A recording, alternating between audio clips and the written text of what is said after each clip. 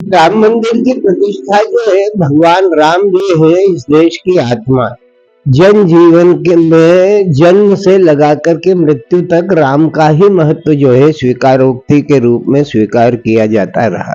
जब बाहर से आने वाले व्यक्ति राजनीति में अपने लाभ की कामना लेकर के दल बदल करेंगे, तो जिस दल को छोड़ करके वो जिस दल को अपना रहे हैं उस दल का विरोध तो वो करते रहे, और आप उसी विरोध किए जाने वाले दल में अपनी उपस्थिति दर्ज करा रहे हैं। तो ना तो उसकी आचरण संहिता से उनका परिचय है, ना उसके कार्यकलापों से वो परिचित है।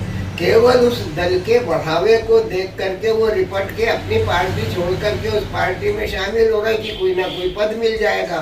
तो ये जो दल बदल की आकांक्षा है, ये वैचारिक कम पदाभिलाषिता ज्यादा है काम कर रहा। और ये सिद्ध हो गया कि भाजपा ने जो कहा है वो किया है। अब इससे एक इबारत बन गई कि भारतीय जनता पार्टी जो कहती है वो करती भी है। तो जो कहा जाए वो किया जाए, तो उस पर विश्वास पैदा होना नितांत अपेक्षित है, अवश्य। आइए चर्चा करते हैं गुरु जी के नाम से प्रसिद्ध राष्ट्रीय कवि गुरु सत्यनारायण सत्तन जी से। नमस्कार, एनटीवी टाइम न्यूज चैनल में आपके साथ मैं हूं पवन वैष्णव। इस वक्त हमारे साथ खास चर्चा में एक खास शख्सियत मौजूद है जो परिचय की मोहताज नहीं है। जी हां, हमारे साथ देश के जाने माने कवि, कई ओहदों से सम्मानित, विभिन्न प्रतिभाओं को समर्पित और एक ऐसे कवि जो अटल जी के जमाने से राजनीति में भी सक्रिय हैं, विभिन्न पदों पर रहे हैं, कई नए नेताओं का सृजन भी किया है, कविताओं के माध्यम से गहरी पेंट बनाई है, राष्ट्रीय कवि है, देश के तमाम राज्यों में पहचान और एक विशिष्ट मर्यादा भी रखते हैं।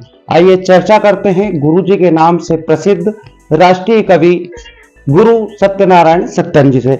नमस्कार सत्तन जी, स्वागत है आपका एनटीवी टाइम न्यूज चैनल में। विभिन्न प्रतिभाओं के माध्यम से आपने मंच को सराहा है, कई जगह पे आप गए भी है, देश विदेश में इंदौर का नाम रोशन भी किया है। कविताओं का ये सिलसिला किस प्रकार से प्रारंभ हुआ था और आप इस सृजन की जो शाला है इसमें किन किन कवियों का आपने सृजन भी किया है? देखिए, कविता का जहां तक प्रश्न है तो मुझे संस्कार से मिली हुई शुक्र संभूत कविता प्राप्त हुई। मेरे पिता श्री छोटेलाल जी शर्मा जो थे, शर्मा पार्टी चलाते थे जो राम दंगल के माध्यम से जन जागरण का काम करा करती थी। उस जमाने में उन्होंने काव्य रस को राम के माध्यम से, कृष्ण के माध्यम से और स्वतंत्रता आंदोलन में गांधी जवाहर को माध्यम बना करके अपनी रचनाओं का सृजन किया और सृजन करते रहे। मेरा बाल्यकाल था, मैंने जब उन सब की क्रियाओं को देखा तब मेरे अंतर मन में भी कविता के बीजारोपण उपस्थित हुए और मैंने अपनी कार्यवाही प्रारंभ की।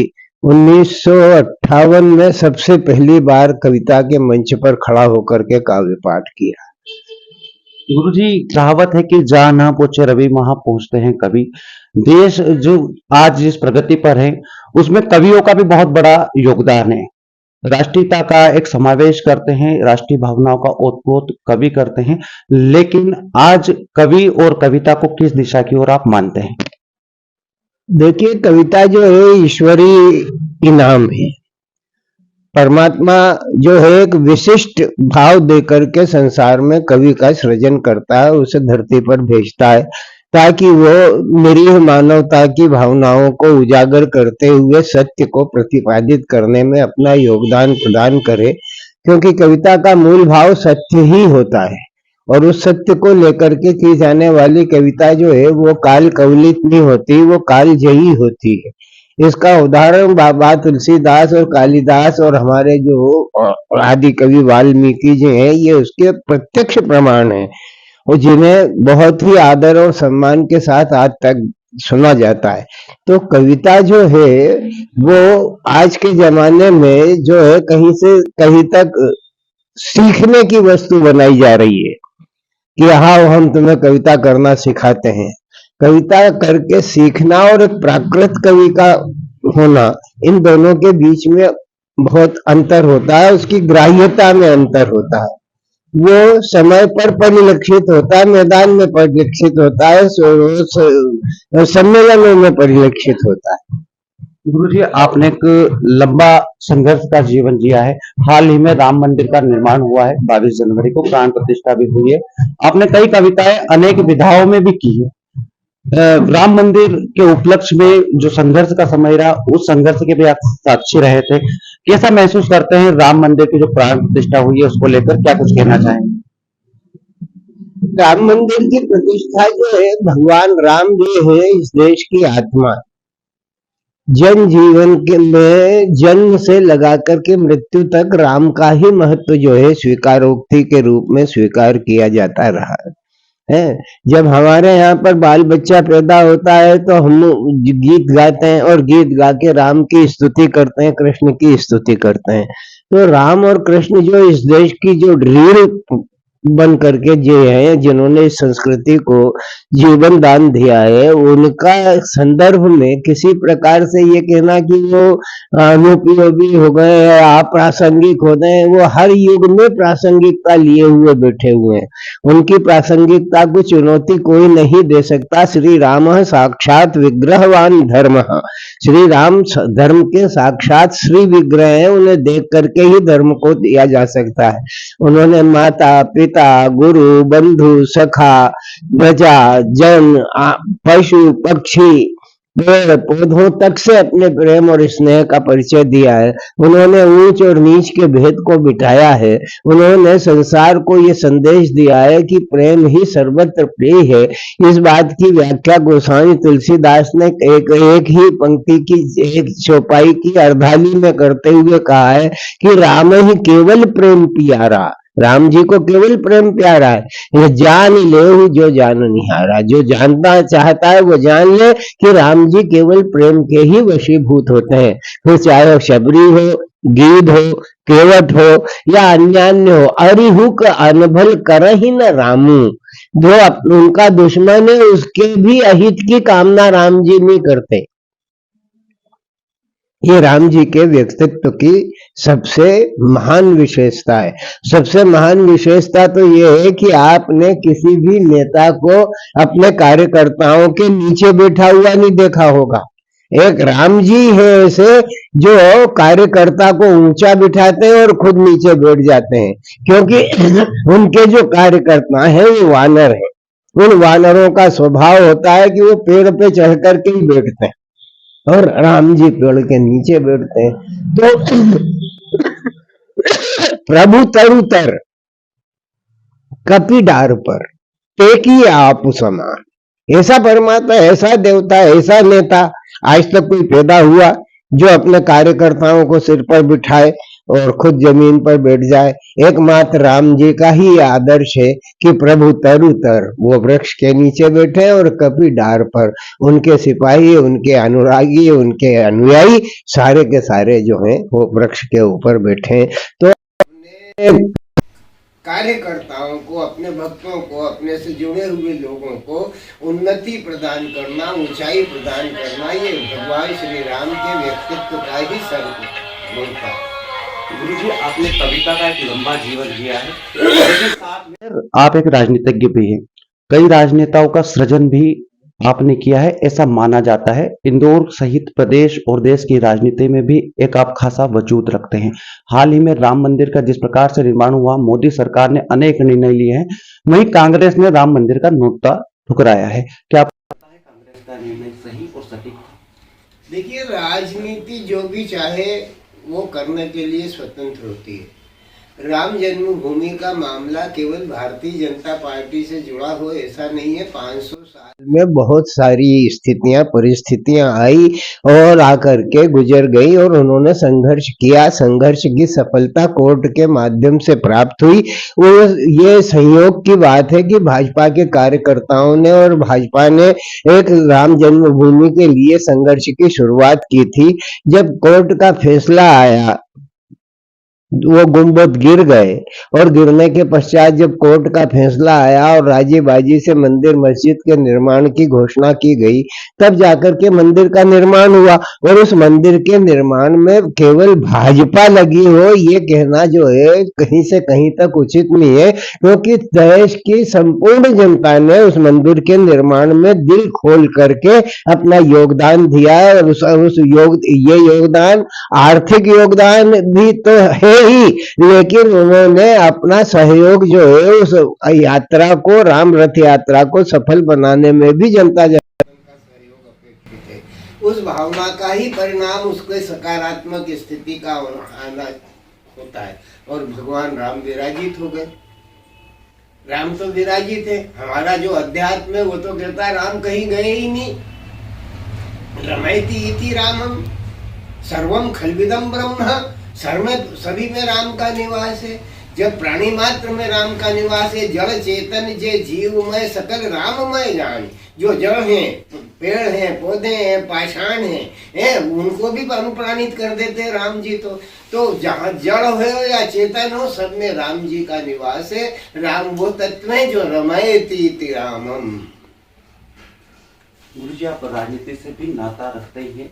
2 बार मोदी सरकार लगातार बन रही है। वर्ष 2024 अप्रैल में लोकसभा के चुनाव, 2 बार मोदी सरकार लगातार बन रही है। वर्ष 2024 अप्रैल में लोकसभा के चुनाव में क्या आपको लगता है देश में एक बार फिर से मोदी या भाजपा की सरकार बनेगी? जनता की संतुष्टि का कारक जो भी सरकार बनेगी वो 10 बार बनेगी, 2 बार का सवाल नहीं है। जो जनता की मनोभावनाओं को समझ के उनके अनुरूप आचरण करते हुए उन्हें संतुष्टि प्रदान करेंगे, उन्हीं की सरकार चल पाएगी।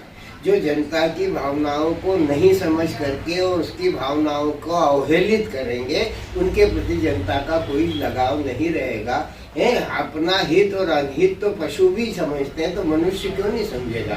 मनुष्य को लग रहा है कि ये भारतीय जनता पार्टी उसके हित के अनुरूप कार्य करने के लिए संकल्पबद्ध है, तो वो भारतीय जनता पार्टी के साथ है। इसके पहले जो है वो कांग्रेस को जिताता रहा। भारतीय जनता पार्टी जब खड़ी हुई तो कोई पूछने वाला नहीं था, लेकिन आज भारतीय जनता पार्टी ने जो उस विश्वास की अभिव्यक्ति करते हुए लोक जीवन में अपना पांव सुदृढ़ किया है, अपना आचरण सुदृढ़ किया है, उस आचरण को सुदृढ़ करने का परिणाम है कि जन विश्वास उसके साथ काम कर रहा। और ये सिद्ध हो गया कि भाजपा ने जो कहा है वो किया है।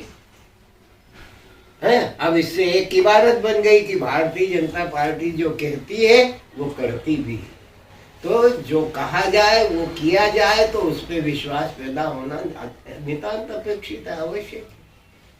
गुरुजी, आप प्रारंभिक दौर में एक शिक्षक रहे थे और शिक्षक समाज का सृजनकर्ता होता है, ये आपके जीवन में झलकता भी है।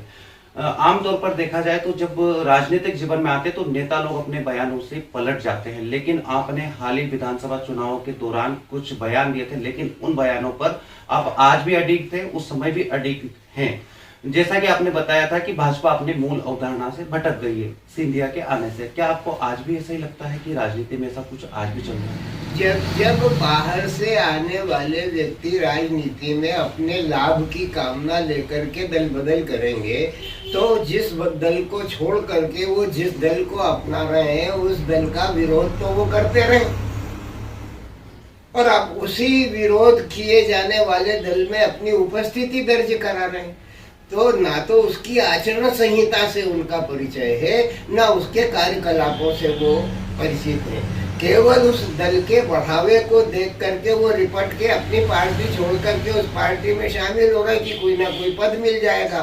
तो ये जो दल बदल की आकांक्षा है, ये वैचारिक कम, पदाभिलाषिता ज्यादा है। पद के अभिलाषी लोग ज्यादा दल बदल कर रहे हैं, और जो केवल वैचारिक रूप से राजनीति करते हैं वो अपने स्थान पे सुदृढ़ हैं, क्योंकि वो अपने सिद्धांतों को जन समाज में पृष्ठ पोषित करना चाहते हैं। गुरुजी, आपने हाल ही में अपने जीवन के 84 पसंद पूर्ण कर लिए। हमारे दर्शकों को आप क्या संदेश देना चाहेंगे जिसके माध्यम से उन आपके अनुभवों का उनको लाभ मिल सके, जीवन में नवीन ऊर्जा का संचार हो सके? दुनिया में सबसे बड़ा आचरण सत्य है। जो आदमी सत्य की आराधना करते हुए, सत्य की साधना करते हुए अपने जीवन की नौका को प्रवाहित करता है, आगे की ओर ले जाता है, निस्संदेह वो अपने लक्ष्य तक पहुंचता है। क्योंकि उसमें कठिनाइयां आती हैं, लेकिन वो अपने लक्ष्य से भटकता नहीं। भगवान सूर्य नारायण पूर्व में उदित होते हैं, ये यूनिवर्सल ट्रुथ है, ये लोकमान्य सत्य है। और जब इस लोकमान्य सत्य को कोई बदल नहीं सकता, ठीक उसी तरीके से जो सत्य है वो सत्य है। वो प्रिय सत्य नहीं हो सकता और कटु सत्य नहीं हो सकता। सत्य जो भी होगा सत्य ही होगा। अगर वो बुरा सत्य है तो वो बुराई के साथ खड़ा हुआ दिखेगा कि हाँ मरना है, तो बुराई लगता है लोगों को, तो लेकिन वो जीवन का चरम सत्य है। जन्म से लगा करके मरण तक जो सत्य की आराधना होती है वो इसीलिए होती है कि सत्य बोल, सत्य आचरण कर, क्योंकि तू तो सत्य होते हुए भी असत्य। मनुष्य की काया क्या है? चिरंजीवी थोड़ी है, नित्य थोड़ी है, नष्ट होने के लिए आई है। उसके जीवन में अगर उसने सत्य को धारण किया तो निस्संदेह वो मानव से महामानव तक की स्थिति में जा सकता है, पुरुषोत्तम की स्थिति में भी जा सकता है। राम जी जो है वो मर्यादा पुरुषोत्तम से विभूषित हुए ही सही, लीला पुरुषोत्तम से श्री कृष्ण विभूषित हुए ही सही। तो जो अपने जीवन की क्रियात्मकता है, कार्यशैली है, कार्य पद्धति है, वैचारिकता है, उस वैचारिकता के साथ सत्य को अपना करके आचरण करने वाले पुरुष निस्संदेह वंदनीय होते हैं। गुरुजी, अंतिम सवाल है मेरा। कुछ लोग होते हैं जो पद से मजबूत होते हैं, कुछ कद से जाने जाते हैं। आप राजनीति में एक ऐसा चेहरा, एक ऐसी शख्सियत है जो आज की किसी पद पर नहीं है, लेकिन फिर भी आज तमाम राजनेता आपको मान और सम्मान देते हैं। क्या आपको लगता है कि ऐसे और नेता सामाजिक जीवन में होने चाहिए जैसे कि आप हैं? देखिए भैया, सवाल इस बात का नहीं है कि लोग मुझे क्यों सम्मान देते हैं और मैं पद के लिए भागता क्यों नहीं है। मैं जिस पार्टी में काम करता हूँ उस पार्टी के लोगों को मेरे व्यक्तित्व, कृतित्व और उससे पूर्ण रूपेण परिचय है या नहीं है, ये वो लोग जाने। मैं मांगना जो है अत्यंत निकृष्ट काम समझता हूँ, किसी से कुछ मांगना या पार्टी से कुछ मांगना। अगर मैं अंधों के बीच में बैठा हूँ, अगर मेरी पार्टी के संचालक गण अंधे हैं, धृतराष्ट्र हैं, तो उन्हें मैं नहीं दिख रहा हूँ, मुझे उनसे कोई शिकायत नहीं। अगर उनके पास आँख है और विवेक है तो उनकी दृष्टि मुझ पर पड़ना चाहिए। अगर मुझ पर उनकी दृष्टि नहीं पड़ती तो मैं जानता हूँ कि राजनीति में वो कहीं ना कहीं किसी न किसी के पक्षधर होकर के अपने वाली चलाने के लिए मजबूर हैं। उन्हें योग्यता को बदलने की भावना है और अपने विश्वास, अपने लोगों से, अपने से जुड़े हुए लोगों को आगे बढ़ाने का भाव है। ये भाव पार्टी के लिए, उनके लिए तो हितकर हो सकता है जो पार्टी चला रहे, लेकिन पार्टी के लिए अहितकर होगा, क्योंकि पार्टी के लिए वही व्यक्ति श्रेयस्कर होगा जो अपने लक्ष्य के प्रति पूर्ण रूपेण धनुर्धर की तरह लक्ष्य संधान किए हुए बैठा हुआ है। तो पार्टी पार्टी की तरह काम करेगी, व्यक्ति व्यक्ति की तरह काम करेगा, लेकिन व्यक्ति एक ऐसा है जो समष्टिगत है और एक ऐसा है जो व्यष्टिगत है। वो केवल एक नेता को ही समर्पित है। आज के जमाने में जो नेता को समर्पित है वही उत्थान का अधिकारी हो रहा है या दल बदल करके अपने पद की प्राप्ति कर रहा है। तो ये सारे के सारे जो तरीके हैं ये वेद में ही कहलाए जा सकते। ये तरीके वैधानिक तरीके नहीं है। इन अवैध तरीकों के माध्यम से अगर कोई नेता बनकर के समाज के सामने खड़ा होता है तो वो उसका आत्मोत्कर्ष हो सकता है, समाजोत्कर्ष नहीं हो सकता। मुझे हाल ही में प्रधानमंत्री मोदी जी ने लाल कृष्ण आडवाणी जी को भारत रत्न दिए जाने की घोषणा की है। किस तरह से लेते हैं भारत रत्न आडवाणी जी? नरेंद्र प्रधानमंत्री तक पहुंचाने में जिस आदमी का योगदान है वो तो गुरु है, और जो गुरु है वो परम गुरु है, और उस परम गुरु का सम्मान करना हर दायित्व का, हर चेले का दायित्व है। राजनीति में लाल कृष्ण जी आडवाणी जी ने नरेंद्र मोदी जी को जो शिक्षा दीक्षा प्रदान की उसका परिणाम है।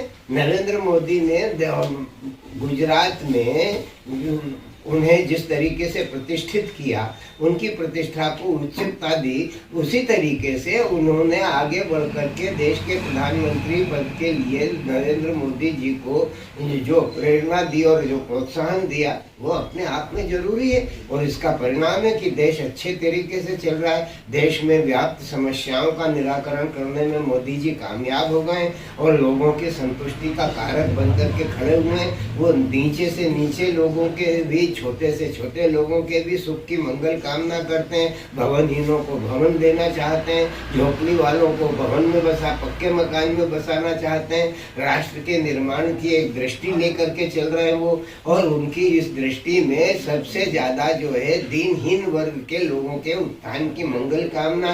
ये इसी मंगल कामना को सारा समाज स्वीकार ही करता है, क्योंकि हमारे यहाँ पर तो दीन बंधु भगवान की सेवा की जाती है, और जब दीन बंधु भगवान की सेवा की जाती है तो इन दीन बंधु भगवान में सबसे बड़ा दीन बंधु राम है, और उस राम का वनवास समाप्त होकर के उसकी स्थापना हो ही गई है। इसलिए सर्वे भवन्तु सुखिनः, सर्वे सन्तु निरामया, सर्वे भद्राणि पश्यन्तु मा कश्चित् दुःखभाग् भवेत् के इस वेद वाक्य को सफल करने के लिए भारतीय जनता पार्टी के कार्यकर्ता और भारतीय जनता पार्टी का प्रधानमंत्री अपने आप को कृत संकल्प होकर के इस कार्य की सिद्धि में संलग्न।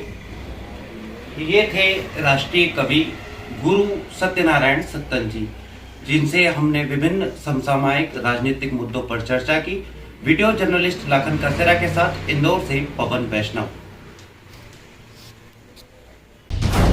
NTV टाइम, जनता की बात जनता के साथ।